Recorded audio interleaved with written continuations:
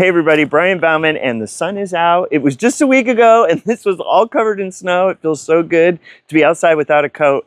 And there are so many cool things going on the farm right now. I wanted to grab Jessica. We're gonna go around the farm, show you some of the things that are available right now in the nursery, and also some of the really cool things we're working on out back.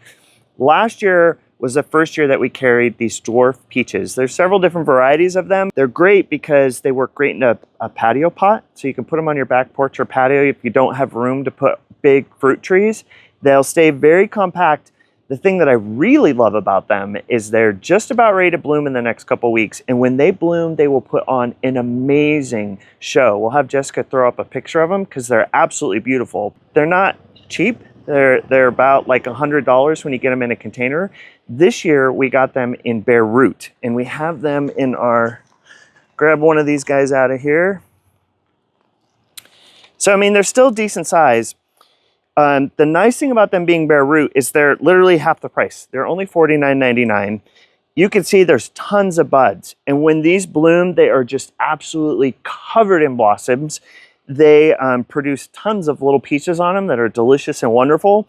And the variety that we have in bare root this year is called Bonfire. The thing that's really cool about it is the foliage has a real kind of like burgundy sheen to it, which is gorgeous. So the plant itself, gorgeous. Cool flowers, cool leaves, has great fall color, produces really nice peaches, works great in a container, easy to take care of.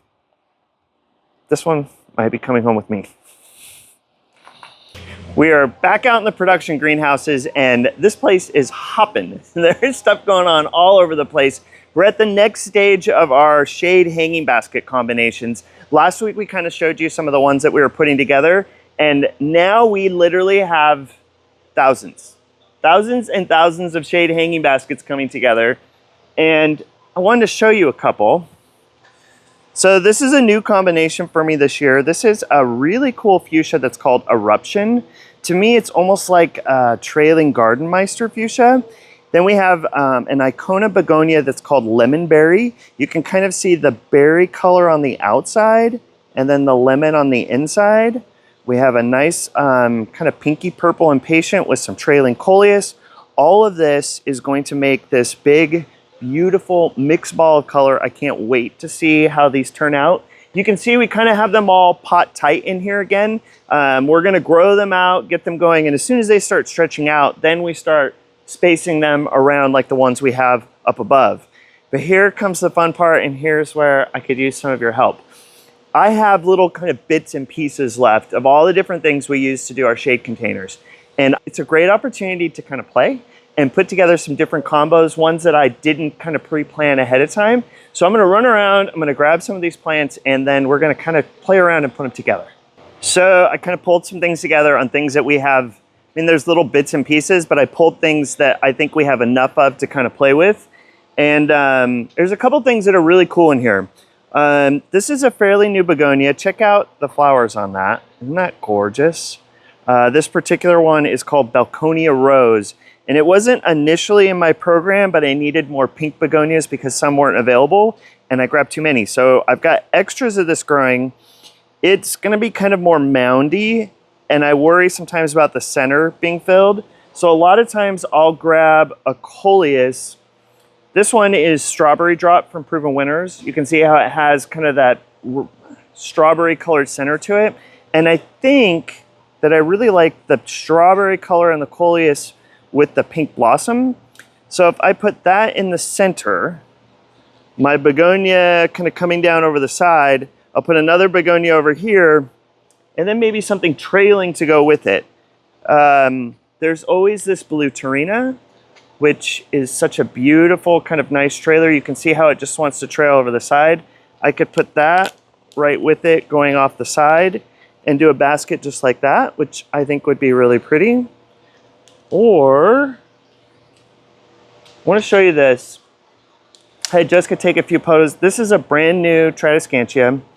It's a purple bridal veil, and the purple sheen on it is iridescent almost. It's very much a trailer, gonna trail off the side, but I think I put that pink blossom right there with that trailer. I think that is going to be so pretty. I love it. I think it'll be nice. So that'll be really good. Tell me, post some comments. Tell me what you think, which ones you would put with that pink begonia. I have a couple other begonias that I really like. You may in the past have heard of dragon wing begonias.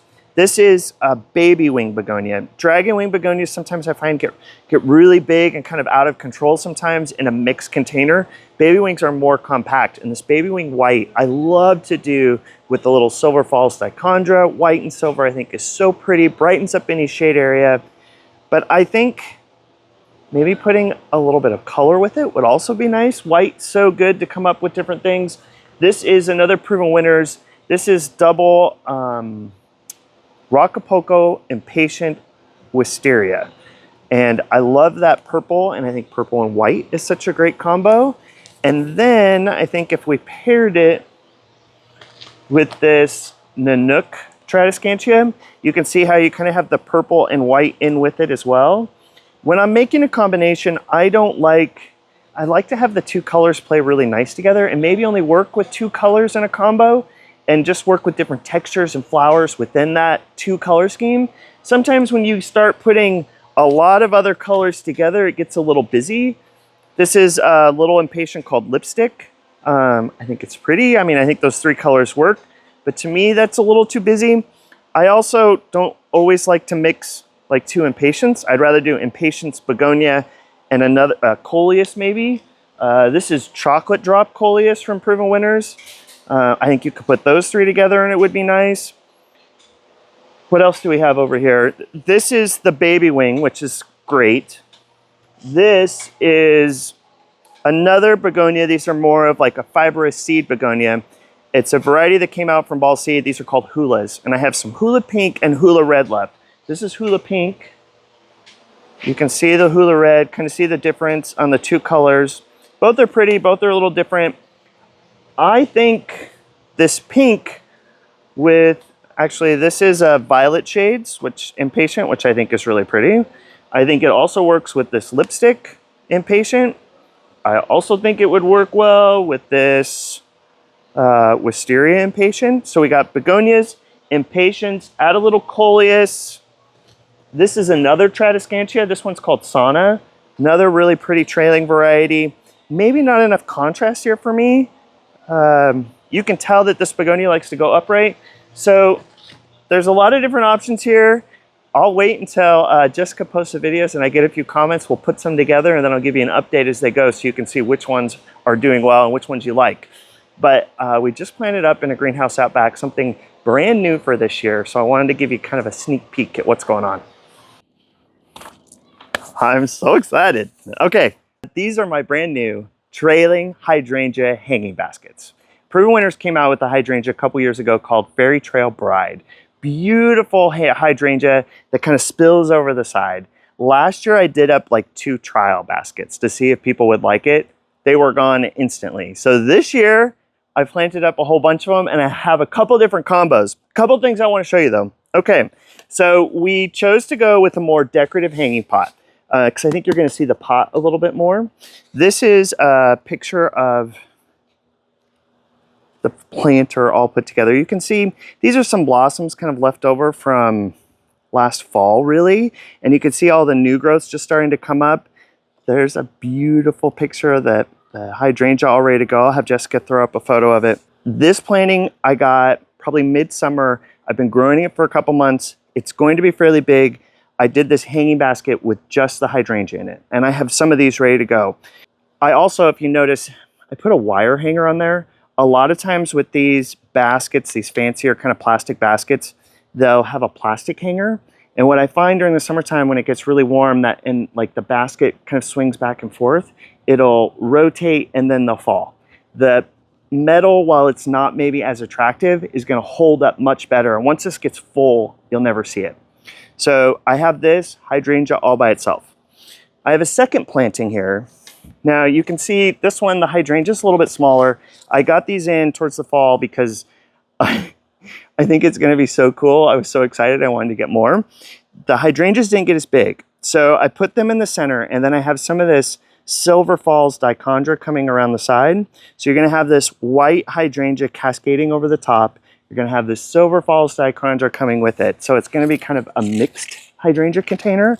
I think they're going to be so beautiful. And now we've moved them into this greenhouse to start warming them up. You'll see that some of the old foliage on a lot of your hydrangeas will start falling off. This will really flush out all of its new growth and come probably, it won't take long, 4 or 5 weeks. So around the middle of April, this should be just a big blooming basket of hydrangeas. I'm so excited. We're gonna finish today back up at the nursery, and it's gonna be March. We're getting time to do all the berry plants, and one of our #1 selling berry plants is blueberries. We have a lot of different blueberries in-house, and there's a couple things to remember when picking out blueberries. We have some amazing plants that are in a 2-gallon right now, super nice size, great price. These are only $19.99 for these giant plants. When you're planting blueberries, they like to have their roots really away from wet soil. So I always like to kind of mound it up. So maybe the level of the soil is here, and I'm gonna mound up so that the blueberry has really a chunk of it that's above the ground level, so it stays out of the water. One thing also to remember with blueberries is you always want more than one, and it's really best if you have more than one variety. They cross-pollinate each other a little better. You'll get a much better crop that way. Some of the varieties that we have, all the varieties that we have right now are really curated to be varieties that you're going to be successful with in the Northwest. Now, if I had to pick some of my favorites, these are Chandlers over here. Chandlers have the distinction for being like half-dollar size blueberries, big, giant blueberries, great flavor, easy to grow. I always grab one of these. These are a Chandler. The other thing that I look for, we try and keep it on all the signs, Chandler is going to harvest in July. Now, you can really spread out your season for blueberries. Let me show you another one of my favorites. It's over here. There's a couple reasons why I really like this one. This is Legacy right here. You can see the foliage holds on this for a little bit longer, so you get more of kind of winter interest with this, and you don't harvest these until August. So by planting a Chandler and a Legacy, you're gonna spread out your blueberry season. They're still gonna cross-pollinate, and you get a much longer season that way.